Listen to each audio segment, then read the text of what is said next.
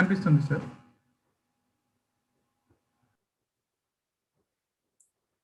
Okay. మొట్టమొదటిగా actually ఈ కార్యక్రమాన్ని సక్సెస్ఫుల్గా స్టార్ట్ చేసినటువంటి ప్రసాద్ సార్ గారికి అండ్ ప్రసాద్ సార్ యొక్క టీం సింగారెడ్డి గారు, రోహిత్ కానీ, జమీర్ కానీ అందరికీ ఈ అవేర్నెస్ ప్రోగ్రామ్ స్టార్ట్ చేస్తున్నందుకు, అందరికీ స్ప్రెడ్ చేస్తున్నందుకు ఈ మెసేజ్ యాక్చువల్లీ ఫస్ట్ నేను ధన్యవాదాలు తెలుపుకుంటున్నాను. ఎందుకంటే ఇది ఒక చిన్న విషయం కాదు.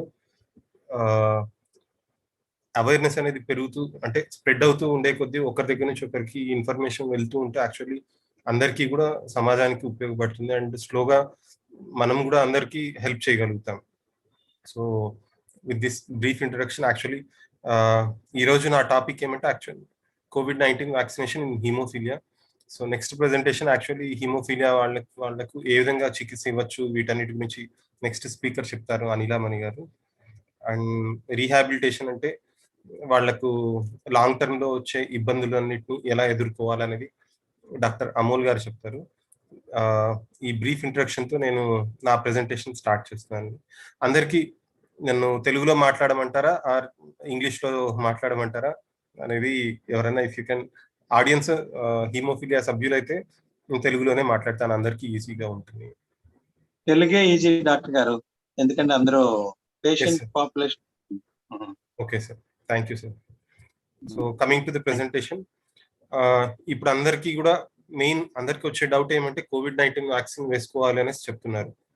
సో ఈ COVID-19 వ్యాక్సినేషన్ ప్రెసెంట్ ఏమంటే ఫస్ట్ హెల్త్ సిబ్బంది అందరికీ ఇవ్వడం స్టార్ట్ చేశారు, అంటే డాక్టర్స్ కావచ్చు, హాస్పిటల్స్ లో పనిచేసే సిబ్బంది కావచ్చు.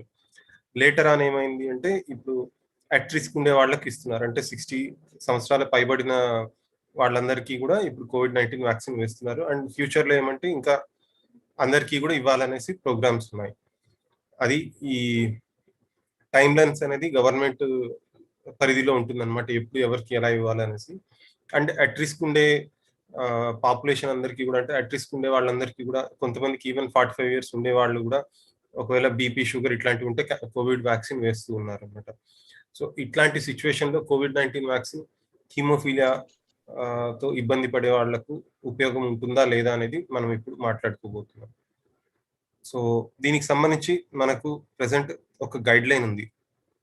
World federation of haemophilia, national haemophilia foundation, ఈ విధంగా యూరోపియన్ సొసైటీ, వీళ్ళందరూ కలిపి మనకు ఒక గైడ్ లైన్ అనేది ఇచ్చారు. అది ఏంటి అంటే COVID-19 vaccination guidance for people with bleeding disorders. ఇందులో హీమోఫీలియా వారే కాదు, మిగిలిన జబ్బుల వాళ్ళు కూడా ఉంటారు. అంటే బ్లీడింగ్ డిసార్డర్స్ అంటే అది ప్లేట్లెట్స్ సంబంధించిన జబ్బులు ఉండొచ్చు, ఆర్ వాన్ విలీబ్రాండ్స్ డిసీజ్ అనేసి ఒకటి ఉంది, అట్లాంటివి ఉండొచ్చు, ఏదైనా ఉండొచ్చు. సో వీరందరికీ ట్రీట్మెంట్, వ్యాక్సినేషన్ ఎలా ఇవ్వాలి, ఇవ్వచ్చా లేదా, ఈ వీటన్నిటికి సంబంధించి మనకు యాక్చువల్లీ ఉంటుంది ఈ గైడ్ లైన్ అనమాట. సో ఫస్ట్ హీమోఫీలియా వారికి యాక్చువల్లీ COVID-19 వచ్చే రిస్క్ ఉందా లేదా అనేది మొదటి ప్రశ్న. COVID-19 అందరికీ రావచ్చా అంటే ఎస్, ఎవరికైనా రావచ్చు. చిన్నపిల్లల దగ్గర నుంచి వయసు పైబడిన వాళ్ళకు కూడా అందరికీ రావచ్చు. ఏ ఏజ్ లో వాళ్ళకైనా COVID-19 సంక్రమించవచ్చు. కానీ ముఖ్యమైన పాయింట్ ఏంటి అంటే వయసు ఎక్కువ అయ్యే కొద్దీ ఈ COVID-19 వల్ల వచ్చే ఇబ్బందులు పెరుగుతూ ఉంటాయి.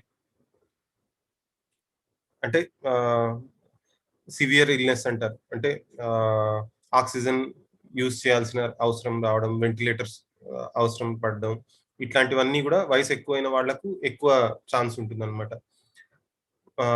అండ్ యుక్త వయసులో ఉండే వాళ్లకు, చిన్న పిల్లలకు ఇదంతా ప్రాబ్లం కాదు. జస్ట్ వాళ్లకు జ్వరం కానీ ఇట్లా ఏమన్నా వచ్చి తగ్గిపోతుంది అనమాట. జ్వరము, జలుబు, కొంతమందికి అది కూడా అసలే లక్షణాలు ఉండవు, ఊరికే టెస్ట్ చేస్తే కోవిడ్ అనేసి తెలుస్తుంది.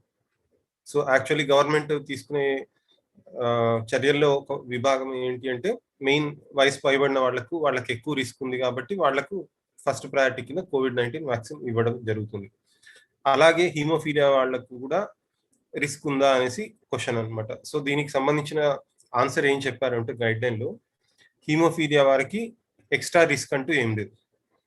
అంటే ప్రమాదం వచ్చే ఛాన్స్ కానీ, వయసు పైబడిన వాళ్ళకి ఏమంటే COVID-19 అనేది సంక్రమించింది అంటే చనిపోయే ఛాన్స్ కొంచెం ఎక్కువ ఉంటుంది చిన్న పిల్లలతో కంపేర్ చేస్తే. అలా హీమోఫీలియా వాళ్ళకు అటువంటి ఇబ్బంది లేదు.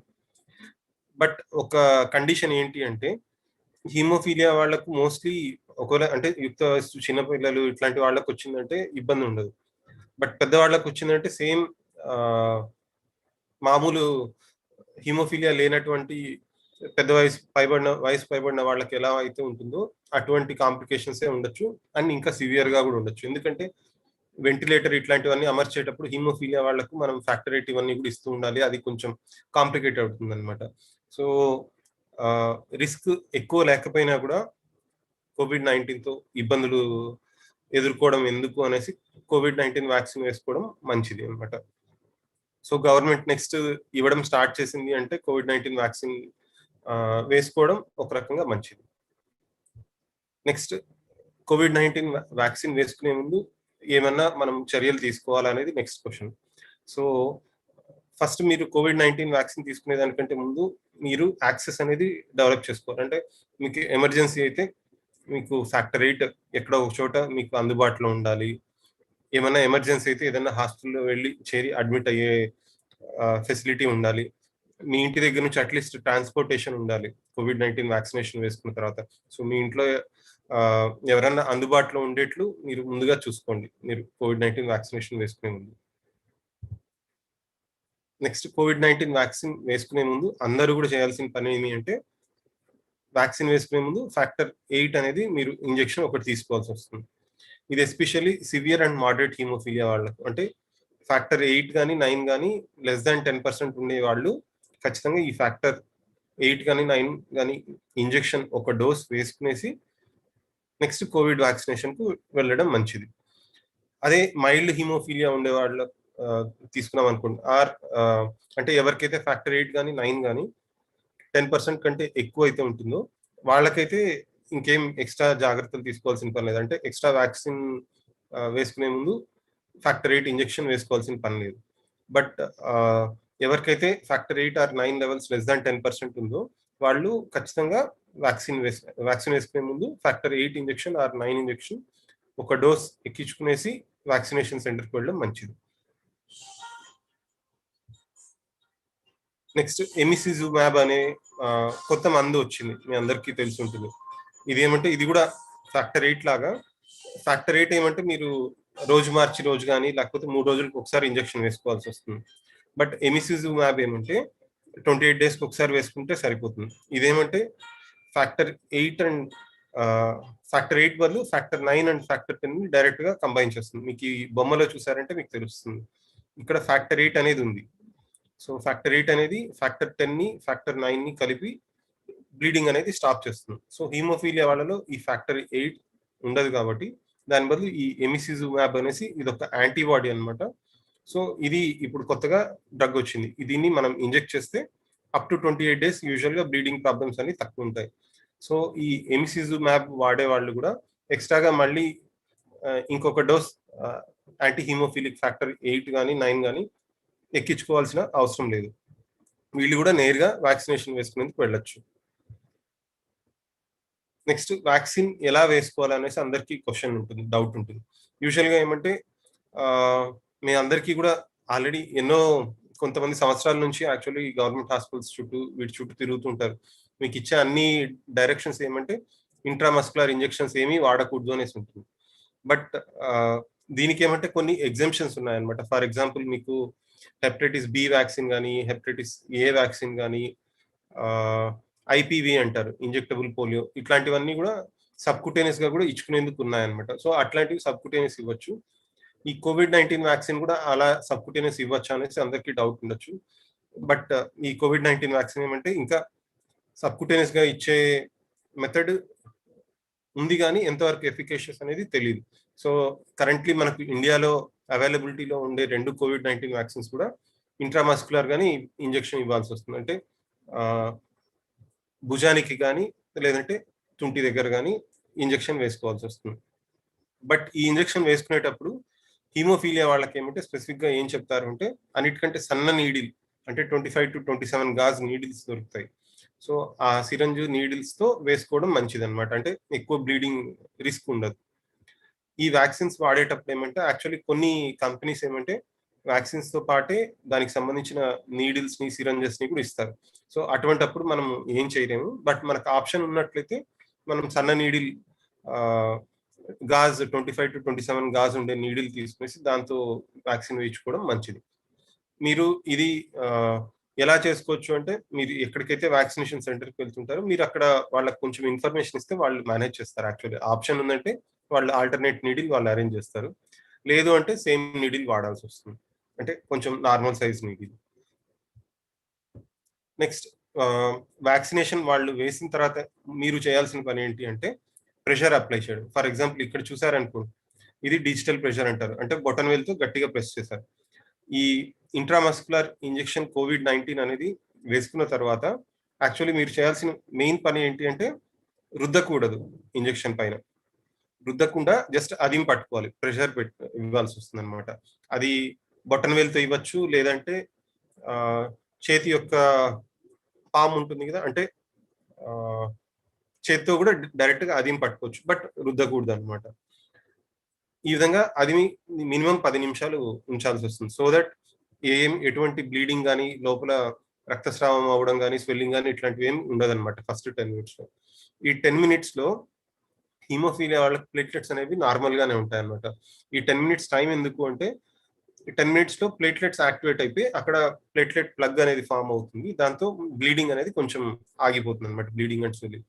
ఇది యాక్చువల్లీ బేసిక్ గా ఎటువంటి బ్లీడింగ్ అయినా సరే మీరు ప్రెషర్ అప్లై చేస్తే యూజువల్ గా తగ్గుతుంది. వీటికి సంబంధించి నెక్స్ట్ కూడా మీకు చెప్తారు. అండ్ ఇంకొక ఇంపార్టెంట్ పాయింట్ ఏమిటంటే, ఈ 10 మినిట్స్ తర్వాత కూడా యాక్చువల్లీ మీరు ఫ్రీక్వెంట్ గా చెక్ చేసుకుంటూ ఉండాలి. ఏ విధంగా చెక్ చేసుకోవాలి అంటే, అద్దంలో ఒకసారి చూసుకోవడం. ఎక్కడైతే భుజానికి ఇంజెక్షన్ వేసుకుంటారో అక్కడ ఏమైనా వాపు కానీ, స్వెల్లింగ్ ఏమైనా ఉందా, అంటే రెడ్నెస్ కానీ ఇట్లా ఏమైనా ఉందా. నెక్స్ట్ చేత్తో స్లోగా అదిమి చూడడం. చేత్తో చెక్ చేసుకునేటప్పుడు కూడా మీకు ఏమైనా స్వెల్లింగ్ ఉన్నట్లయితే మీరు వెంటనే నెక్స్ట్ స్టెప్ కు వెళ్లాల్సి వస్తుంది. ఈ విధంగా మీరు ఎంతవరకు చూసుకోవాలంటే మినిమం 4 అవర్స్ అనమాట.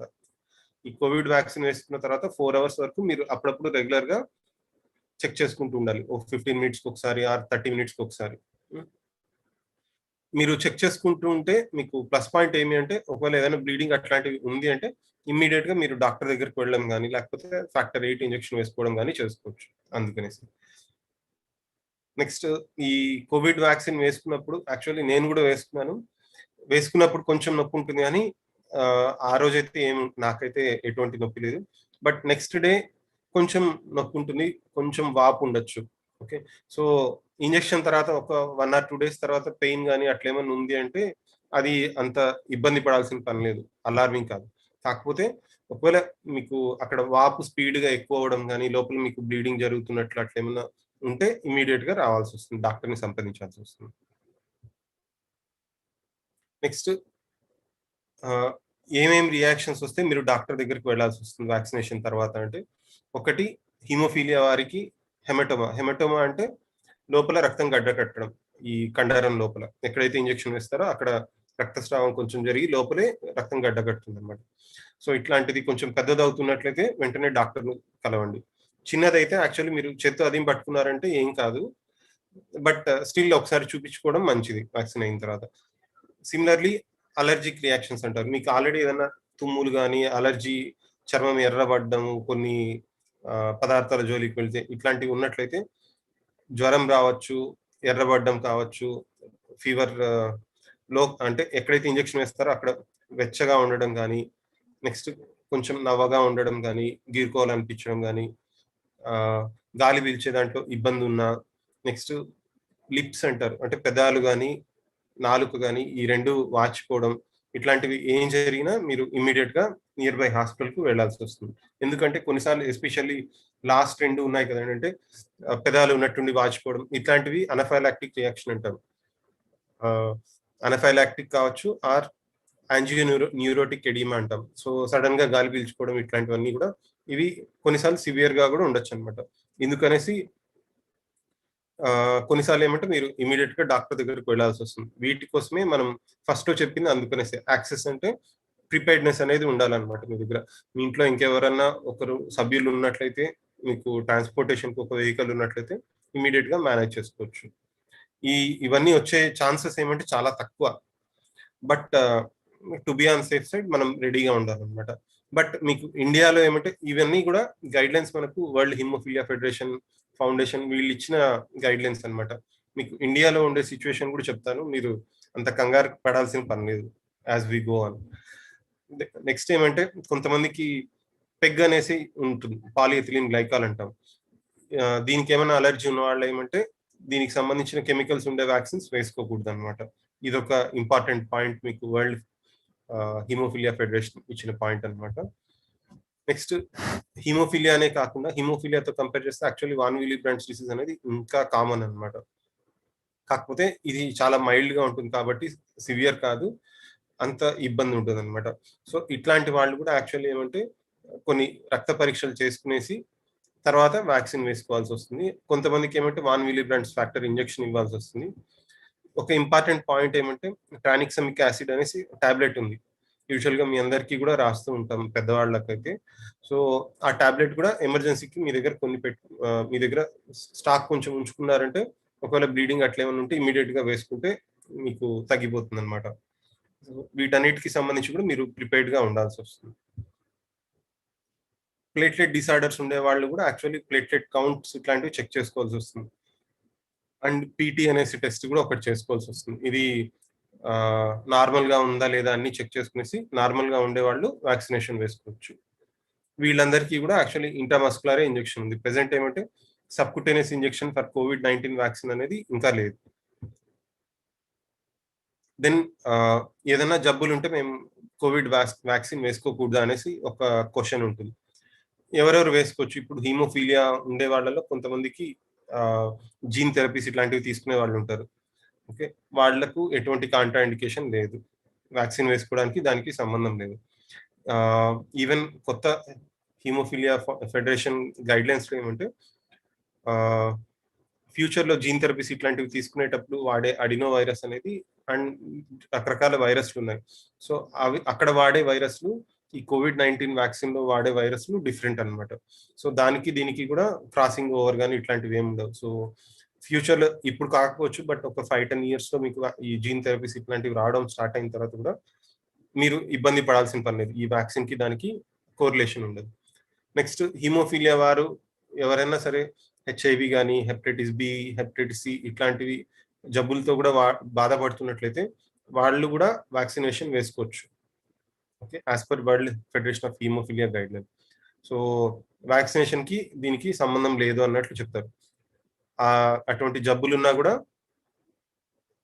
వాళ్లకు కాంట్రా ఇండికేషన్ అనేది లేదు వ్యాక్సినేషన్ వేసుకోకుండా ఉండేందుకు as per world federation of haemophilia. Next similarly steroid అంటారు, కార్టిసోన్ అనేసి. కొంతమందికి కొన్ని మందులు వాడాల్సి వస్తుంది ఈ జీన్ థెరపీ తీసుకున్న వాళ్ళకు, స్టెమ్ సెల్ ట్రాన్స్ప్లాంట్ తీసుకున్న వాళ్ళకు. సో ఆ మందులు వాడే వాళ్ళు కూడా యాక్చువల్లీ వ్యాక్సినేషన్ అనేది తీసుకోవచ్చు. దెన్ ఎవరు తీసుకోకూడదు అంటే కొన్ని వ్యాక్సిన్స్ ప్రకారం, కొన్ని లిటరేచర్స్ ప్రకారం ఏమంటే pregnant women and breast feeding women, చిన్నపిల్లలకు ఎవరైతే తల్లిపాలు ఇస్తూ ఉంటారో అటువంటి వారు అండ్ గర్భిణీ స్త్రీలు వ్యాక్సినేషన్ తీసుకోకూడదు అనేసి వరల్డ్ ఫెడరేషన్ ఆఫ్ హీమోఫీలియా చెప్తున్నారు.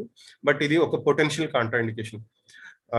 ఎందుకు అంటే దీని గురించి ఇంకా డీటెయిల్స్ మనకు లేదు. అంటే గర్భిణులు వ్యాక్సినేషన్ వేసుకుంటే లోపల కడుపులో ఉండే బిడ్డకి ఏమైనా ప్రమాదం అనేది ఇంకా ఫుల్ తెలియదు మనకు. కాబట్టి యూజువల్ గా ప్రెసెంట్ ఏమంటే గర్భిణీ స్త్రీలకు అండ్ తల్లిపాలు తాగిచ్చే తల్లులకు యాక్చువల్లీ వ్యాక్సినేషన్ ఇవ్వట్లేదు. నెక్స్ట్ సిమిలర్లీ మీకు ఇంకేదైనా కూడా అలర్జిక్ రియాక్షన్స్ కానీ ఇట్లాంటివి ఏదైనా ఉన్నట్లయితే ఇమీడియట్ గా మీరు హెల్త్ అథారిటీస్ ని మీట్ అవ్వాల్సి వస్తుంది. అండ్ మీరు ఎక్కడైతే వ్యాక్సినేషన్ చేయించుకుంటారో అక్కడ కూడా ఇన్ఫార్మ్ చేయాల్సి వస్తుంది. అది సీరియస్ రియాక్షన్ అయితే వాళ్ళు ఇమీడియట్ గా దాన్ని డాక్యుమెంట్ చేసి హైయర్ అప్స్ కి పంపిస్తారు. దాన్ని బట్టి కూడా కాంపెన్సేషన్స్ ఇట్లాంటివన్నీ కూడా ఉంటాయన్నమాట. దెన్ మీరు వేరే ఏదైనా స్టడీస్ లో పార్టిసిపేట్ చేస్తున్నట్లయితే, అంటే వ్యాక్సినేషన్ సంబంధించి కాదు, మిగిలిన స్టడీస్ అన్నమాట, అది ఎమిసిజుమాబ్ కావచ్చు, అటువంటి ఏదైనా డ్రగ్స్ తీసుకుంటూ వేరే ఏదైనా స్టడీస్ లో పార్టిసిపేట్ చేస్తున్నట్లయితే మీరు వ్యాక్సినేషన్ వేసుకున్న తర్వాత మీరు ఆ స్టడీ ఇన్వెస్టిగేటర్స్ కూడా వాళ్ళకు ఇన్ఫార్మ్ చేయాల్సి వస్తుంది, ఈ విధంగా మీరు COVID-19 వ్యాక్సిన్ తీసుకున్నాము అనేసి. ఇది బ్రీఫ్ గా మనకు వరల్డ్ ఫెడరేషన్ ఆఫ్ హీమోఫీలియా వాళ్ళు హీమోఫీలియా మ్యాగజైన్ లో కూడా వచ్చిన ఆర్టికల్స్ అన్ని చెప్పిన బేసిక్ పాయింట్స్ ఇవన్నమాట. సో ఫైనల్ గా మీరు అంటే ఎటువంటి ఇబ్బంది కూడా పడాల్సిన పని లేదు. వ్యాక్సిన్ కి మీకు ఫ్యూచర్ లో రాబోయే థెరపీస్ కావచ్చు, లైక్ జీన్ థెరపీ కానీ అటువంటి వాటికి కూడా ఎటువంటి ఇబ్బంది లేదు, ప్రమాదం లేదనమాట. ఫ్యూచర్ లో చేసుకోవాల్సిన ట్రీట్మెంట్స్ కు ఎటువంటి సంబంధము, ఇంటరాక్షన్స్ లేదు. దెన్ ఇప్పుడు world federation of haemophilia guide lines మనం ఇన్సెప్ట్ చూసాం. మనకి ఇండియాలో ఏమంటే వ్యాక్సిన్స్ ఉండేది రెండు రకాలు. ఒకటి కోవాక్సిన్ అనేసి ఒకటి ఉంది, రెండోది ఏమంటే కోవిషీల్డ్ అనేసి. ఒకటి సీరం ఇన్స్టిట్యూట్ వాళ్ళు డెవలప్ చేసింది, ఒకటి భారత్ బయోటెక్ COVID-19 వ్యాక్సిన్ అన్నమాట. మరి ఈ రెండిట్లో మీరు ఏది వాడచ్చు, ఎలా మీరు ఏది వాడాలి అనేది మెయిన్ పాయింట్ అన్నమాట. సో మీరు ఫస్ట్ కోవాక్సిన్ గురించి మనం మాట్లాడుకుందామండి. ఈ కోవాక్సిన్ ఏమంటే యాక్చువల్లీ స్పెసిఫిక్ గా మనకు సెంటర్స్ ఉన్నాయి, వాటన్నిటికీ కూడా కొన్ని కోవాక్సిన్ వ్యాక్సినేషన్స్ వచ్చాయి. ఇందులో ఏమంటే కోవిడ్ వైరస్ ఉంటుంది కదా, దాన్ని కల్చర్ చేసిన తర్వాత దాన్ని ఇన్యాక్టివేట్ చేస్తారు. అంటే అందులో ఉండే వైరస్ అంతా చంపేస్తారు. చంపేసిన తర్వాత జస్ట్ ఆ వైరస్ ప్రోటీన్ పార్టికల్స్ ఉంటాయి. సో దాన్ని 6 మైక్రోగ్రామ్స్ బరువు తూచి వాళ్ళు ఇంకొన్ని వాటర్ కానీ అల్యూమినియం హైడ్రాక్సైడ్ జెల్ ఇవన్నీ ఏమంటే యాంటీబాడీస్ అనేది మనం వాటికి అగెనిస్ట్ గా డెవలప్ చేసేందుకు యూస్ చేస్తుంది అనమాట, ప్రొడ్యూస్ చేసేందుకు హెల్ప్ చేస్తుంది. సో ఈ కెమికల్స్ అన్నీ ఉన్నాయి. అంటే కిల్డ్ కోవిడ్ వైరస్ యాంటీజెన్ అనమాట. దెన్ అల్యూమినియం హైడ్రాక్సైడ్, ఇది పొటెన్షియేటర్. Next ఇమిడాజోక్వినోలిన్ and TM2 phenoxy ethanol అనేసి ఫాస్ఫేట్ బఫర్స్ అలైన్. సో ఇవన్నీ ఒక 0.5 ml లో ఉంటుంది. దీంట్లో ఏదైనా కాంపోనెంట్ మీరు అలర్జీ ఉన్నట్లయితే మీరు ఈ వ్యాక్సిన్ వాడకూడదు. ఇది రొటీన్ గా హీమోఫీలియా వారే కాదు, ఎవరైనా సరే. సో ఇదేమంటే ఇనేవే ఎట్లా అంటే వైరస్ ని కల్చర్ చేసుకున్న తర్వాత దాన్ని చంపేసి ఇన్యాక్టివేట్ చేసి చంపేసి తయారు చేసిన ఒక వ్యాక్సిన్ అన్నమాట. దెన్ ఇది ఎవరు వాడచ్చు? ఓకే, వీళ్ళు చెప్పిన ఈ కోవాక్సిన్ గైడ్ లైన్స్ ప్రకారం 18 years దాటిన వాళ్ళు ఎవరైనా సరే దీన్ని వాడచ్చు. ఎక్సెప్షన్స్ ఏమంటే ప్రెగ్నెంట్ ఉమెన్, లాక్టేటింగ్, ఎవరైతే పిల్లలకు తల్లిపాలు ఇస్తుంటారో వాళ్ళు వేసుకోకూడదు. సిమిలర్లీ గర్భిణీ స్త్రీలు వేసుకోకూడదు. మీరు ఈ వ్యాక్సిన్ వేసుకునేందుకు వెళ్ళే చోట మీరు ఏం చెప్పాలి వాళ్ళకు అంటే, మీరు ఏదైనా రెగ్యులర్ మందులు వాడుతున్నారా, అది దేనికోసం వాడుతున్నారు, ఇట్లాంటి డీటెయిల్స్ మీరు ఎక్కడికైతే వ్యాక్సిన్ తీసుకునేందుకు వెళ్తారో వాళ్ళకి ఇన్ఫార్మ్ చేయాల్సి వస్తుంది. మీకు ఏదైనా అలర్జీస్ ఉన్నట్లయితే వాళ్ళకి ఇన్ఫార్మ్ చేయాల్సి వస్తుంది. మీకు ఫీవర్ ఉన్నట్లయితే చెప్పాల్సి వస్తుంది వాళ్ళకు. సిమిలర్లీ మీకు బ్లీడింగ్ డిసార్డర్, హీమోఫీలియా అనేది కూడా బ్లీడింగ్ డిసార్డర్. సో మీరు ఖచ్చితంగా వాళ్ళకి ఏదైనా బ్లీడింగ్ డిసార్డర్ అనేది ఉంది అనేసి చెప్పాల్సి వస్తుంది. కొంతమంది ఏమంటే పెద్ద వయసు వాళ్ళకి ఏమంటే బ్లడ్ థిన్నర్స్ అంటారు. అంటే రక్తం గడ్డ కట్టకుండా కొన్ని మందులు వాడుతూ ఉంటారు. హార్ట్ సర్జరీ చేసుకున్న వాళ్ళు వాడుతుంటారు. సో వాళ్ళందరూ కూడా ఏదైనా మందులు వాడుతున్నట్లయితే వీళ్ళకి ఇన్ఫార్మ్ చేయాల్సి వస్తుంది వ్యాక్సినేషన్ సైట్స్ లో. నెక్స్ట్ మీరు వేరే ఏదైనా మందులు తీసుకుంటున్నారా? ఇంతకుముందు మనం మాట్లాడుతున్నాం కదా, కార్టికోస్టిరాయిడ్. వరల్డ్ హిమోఫిలియా ఫెడరేషన్ ప్రకారం స్టిరాయిడ్స్ వాడుతున్న HIV, హెపటైటిస్ B ఇట్లాంటి జబ్బులు ఉండే వాళ్ళు కూడా వేసుకోవచ్చు అని చెప్పారు. బట్ ఇక్కడ మీరు అట్లాంటివి ఏదైనా డ్రగ్స్ వాడుతున్నట్లయితే వీళ్ళకి ఇన్ఫార్మ్ చేయాల్సి వస్తుంది. సిమిలర్లీ ప్రెగ్నెంట్ ఉమెన్, వాళ్ళు ప్రెగ్నెంట్ అనేసి ఇన్ఫార్మ్ చేయాల్సి వస్తుంది. పిల్లలకు తల్లిపాలు తాగిచ్చే ఎవరైతే మదర్స్ ఉంటారో వాళ్ళు కూడా వీళ్ళకి ఇన్ఫార్మ్ చేయాల్సి వస్తుంది, ఈ విధంగా బ్రెస్ట్ ఫీడ్ చేస్తున్నాం అనేసి. అండ్ లాస్ట్ ఏమంటే మీరు కోవాక్సిన్ కాకుండా వేరే ఏదైనా వ్యాక్సిన్ తీసుకున్నట్లయితే వీళ్ళకి అది కూడా ఇన్ఫార్మ్ చేయాల్సి వస్తుంది, మేము వేరే వ్యాక్సిన్ తీసుకున్నాము రీసెంట్లీ అనేసి. దెన్ కోవాక్సిన్ ఎవరు తీసుకోకూడదు అనేసి భారత్ బయోటెక్ ఏమంటే వాళ్ళ ఫ్యాక్ట్ షీట్ లో నీట్ గా క్లియర్ గా చెప్పారు. సో అలర్జిక్ హిస్టరీ ఉంటే వాళ్ళు ఇవ్వరు కోవాక్సిన్. నెక్స్ట్ ఫీవర్ ఉంటే ఇవ్వరు. సిమిలర్లీ హీమోఫీలియా, బ్లీడింగ్ డిసార్డర్స్ ఉండే వాళ్ళకి ఎవరికి కూడా కోవాక్సిన్ ఇవ్వకూడదు అనేసి అందులో ఉంది, అంటే కాంట్రా ఇండికేషన్ అనేసి. సిమిలర్లీ నెక్స్ట్ ఇమ్యూనో కాంప్రమైజ్డ్ కానీ ఇట్లాంటి వాళ్ళు కూడా వాళ్ళు ఇవ్వరు. నెక్స్ట్ ప్రెగ్నెంట్ ఉమెన్ కి ఇవ్వరు. బ్రెస్ట్ ఫీడింగ్ చేస్తున్న తల్లులకు కూడా ఇవ్వరు అనమాట. వేరే ఏదైనా COVID-19 వ్యాక్సిన్ తీసుకున్నట్లయితే, ఫర్ ఎగ్జాంపుల్ కోవిషీల్డ్ తీసుకున్నారనుకో, కోవాక్సిన్ వేసుకోకూడదు, వాళ్ళు ఇవ్వరు. ఓకే, సిమిలర్లీ ఇంకేదన్నా మీకు ఆ వ్యాక్సినేషన్ సైట్ లో ఉండే డాక్టర్ ఉంటారు, ఆఫీసర్ ఉంటారు, సో వాళ్ళు వేసుకోకూడదు వేరే ఏదైనా రీజన్ వల్ల అంటే వాళ్ళు ఈ కోవాక్సిన్ అనేది మీకు ఇవ్వరు అనమాట. దెన్ మనం నెక్స్ట్ కోవిషీల్డ్ అనే దానికి చూద్దాం. కోవిషీల్డ్ అంటే, ఈ కోవిషీల్డ్ లో ఏముంటుంది అంటే ఇందులో వైరస్ ఉంటుంది డైరెక్ట్ గా. అంటే అడినో వైరస్, మామూలుగా కరోనా వైరస్ అనేది అదొక టైప్ వైరస్ అన్నమాట. ఈ కోవిషీల్డ్ లో ఉండేది ఇంకొక రకం వైరస్ అన్నమాట. కాకపోతే ఈ వైరస్ ఏమంటే మల్టిప్లై అవ్వలేదు. మామూలుగా ఏదైనా వైరస్ మనకి ఇన్ఫెక్షన్ కాజ్ చేయాలనుకోండి, మల్టిప్లై అవ్వాలన్నమాట మన సెల్స్ లో. బట్ ఈ కోవిషీల్డ్ వైరస్ ఏమంటే ఆ విధంగా మల్టిప్లై అవ్వలేదు. ఇది మన ఇంజెక్షన్ ఇచ్చిన తర్వాత ఏమవుతుంది అంటే మన సెల్స్ దీనికి అగెనెస్ట్ గా యాంటీబాడీస్ అనేది డైరెక్ట్ గా డెవలప్ చేసుకుంటుంది. సో దీనివల్ల డైరెక్ట్ గా ఇది మల్టిప్లై అవ్వలేదు కాబట్టి మన దగ్గర నుంచి వేరే వాళ్లకు అంటుకోదు, స్ప్రెడ్ అవ్వలేదు. అట్ ద సేమ్ టైం మనకు కూడా సివియర్ ఇన్ఫెక్షన్ ఇట్లాంటివి ఏం రాలేదన్నమాట. ఇందులో ఏముంటుంది అంటే మీరు ఈ స్లైడ్ లో చూడొచ్చు. ఈచ్ 0.5 ml వ్యాక్సిన్ లో నియర్లీ 5 × 10⁻10 వైరస్ పార్టికల్స్ ఉంటాయి, అడినో వైరస్ పార్టికల్స్. ఈ అడినో వైరస్ పార్టికల్స్ పైన కరోనా వైరస్ కు ఒక ప్రోటీన్ ఉంటుంది. ఆ ప్రోటీన్ ని అడినో వైరస్ పైన వచ్చేట్లు వీళ్ళు డెవలప్ చేశారనమాట. అది ఈ కోవిషీల్డ్ వ్యాక్సిన్ యొక్క స్పెషాలిటీ. 5 × 10⁻10 అంటే 5 పక్కన నియర్లీ 10 సున్నాలు అన్ని వైరస్ పార్టికల్స్ ఉంటుంది అనమాట ఈ 0.5 ml వ్యాక్సిన్ లో. సో ఇది ఎలా చేశారు అంటే చింపాంజీస్ నుంచి actually genetically modified human embryonic kidney cells నుంచి తయారు చేశారు అనమాట. సో ఇది ఒక జెనెటికలీ మాడిఫైడ్ ఆర్గానిజం. ఈవెన్ నాకు కూడా యాక్చువల్లీ కోవిషీల్డ్ వ్యాక్సిన్ వేశారండి. So currently I'm okay. So మీరు ఎవరు భయపడాల్సిన పని లేదు. దెన్ ఎవరు కోవిషీల్డ్ వ్యాక్సిన్ వేసుకోకూడదు అంటే అబ్సల్యూట్ కాంట్రా ఇండికేషన్ అనేసి ఉంటుంది. అంటే ఖచ్చితంగా వేసుకోకూడదు కోవిడ్ వ్యాక్సిన్ ఈ కోవిషీల్డ్ సంబంధించి. ఎవరు అంటే మీకు ఎవరికైనా సరే అలర్జీ ఉన్నట్లయితే ఈ కెమికల్స్ ఉన్నాయి, ఎల్హిస్టిడిన్, మెగ్నీషియం క్లోరైడ్ హెక్సాహైడ్రేట్ అనేసి, పాలిసార్బేట్ అనేసి, ethanol, sucrose, sodium chloride, EDTA. So వీటిలో దేనికి సంబంధించి అయినా మీరు అలర్జీకి ఉన్నట్లయితే ఈ వ్యాక్సిన్ వేసుకోకూడదు.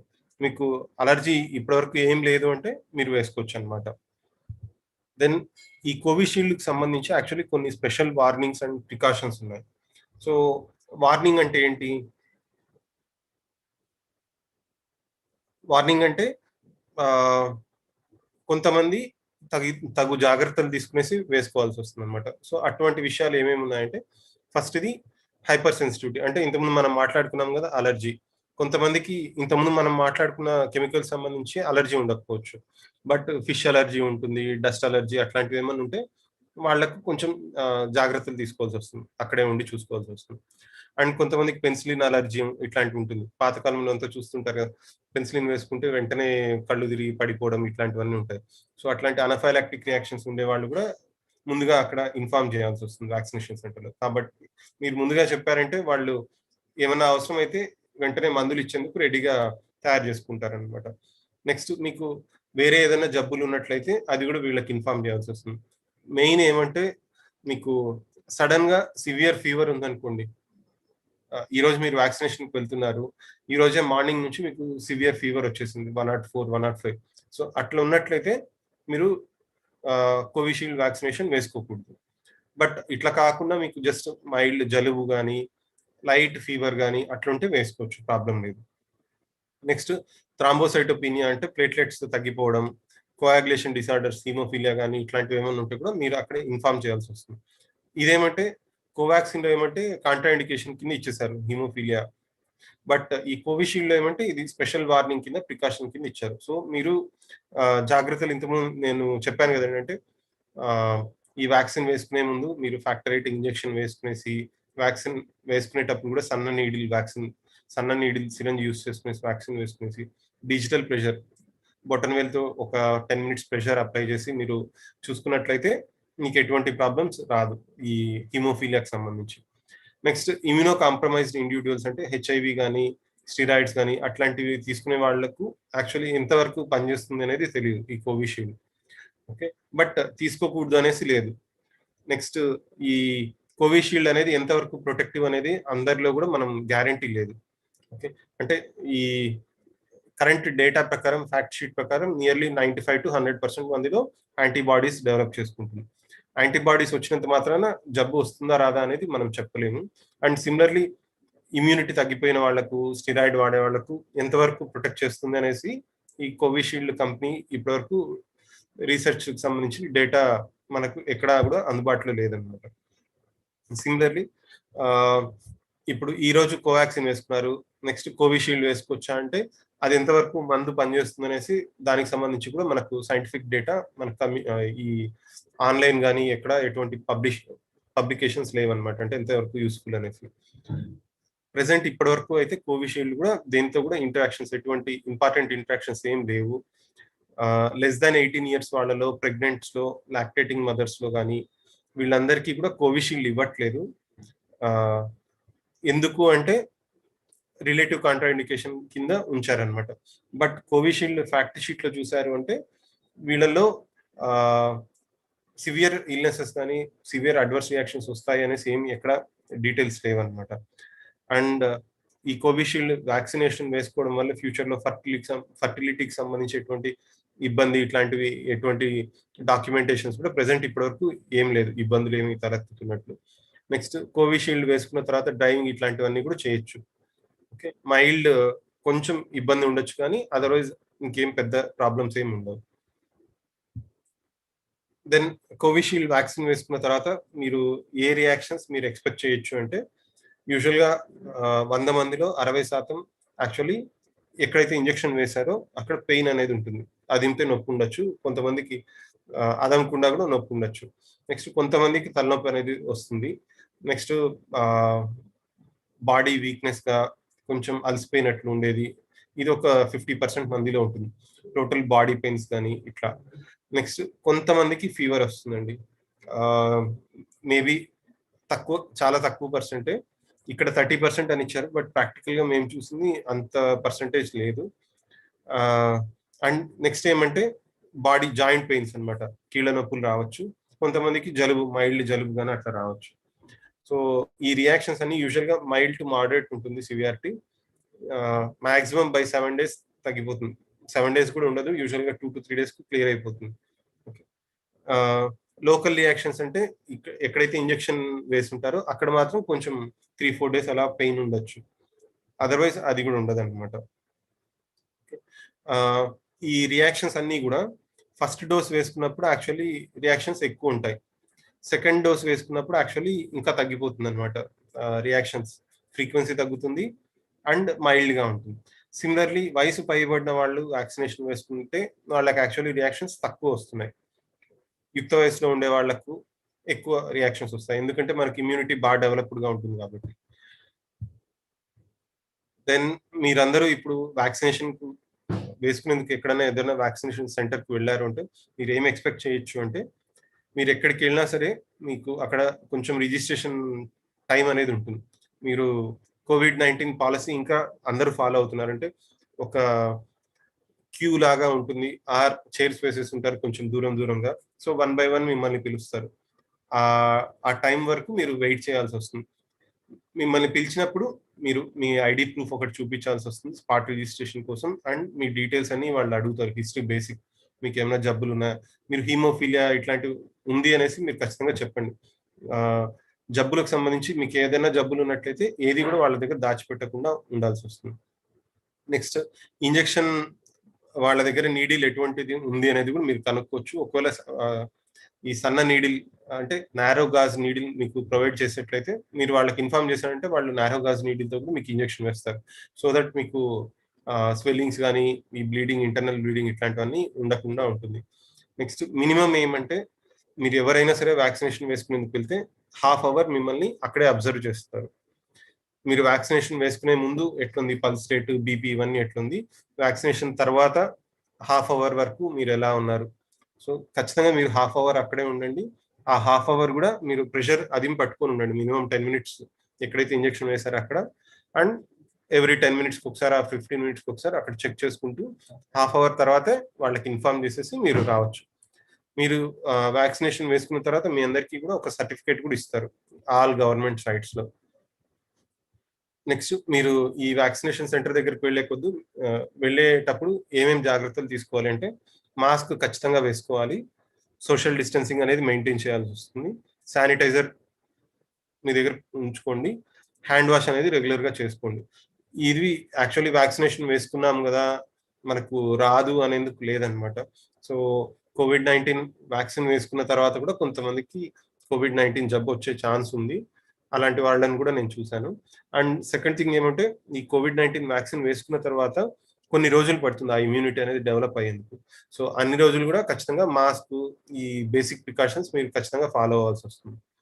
ఈ COVID-19 వ్యాక్సిన్ ఏమంటే అంటే డిఫరెంట్ స్ట్రెయిన్స్ ఉన్నాయి కదా. కోవాక్సిన్ ఏమంటే ఫర్ ఎగ్జాంపుల్ యూకే స్ట్రెయిన్ నుంచి కూడా ప్రొటెక్ట్ చేయగలుగుతుంది అంటారు. సో అట్లా కొన్ని వ్యాక్సిన్స్ కొన్ని స్ట్రెయిన్స్ నుంచి కాపాడుతుంది. ఇది కాకుండా ఇంకా ప్రెసెంట్ ఇండియాలో ఏమంటే ఈ 2 వ్యాక్సిన్స్ ఉన్నాయి. సో ఈ రెండింటి గురించే చెప్తున్నాను.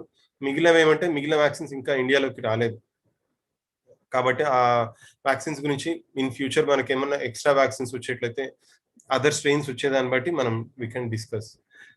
So with this short presentation I thank everyone. అందరికీ ధన్యవాదాలు తెలుపుకుంటున్నాను నాకు ఈ ఆపర్చునిటీ ఇచ్చినందుకు. Thank you sir. మన కొంతమంది పార్టిసిపెంట్స్ కొన్ని డౌట్స్ అడిగారు.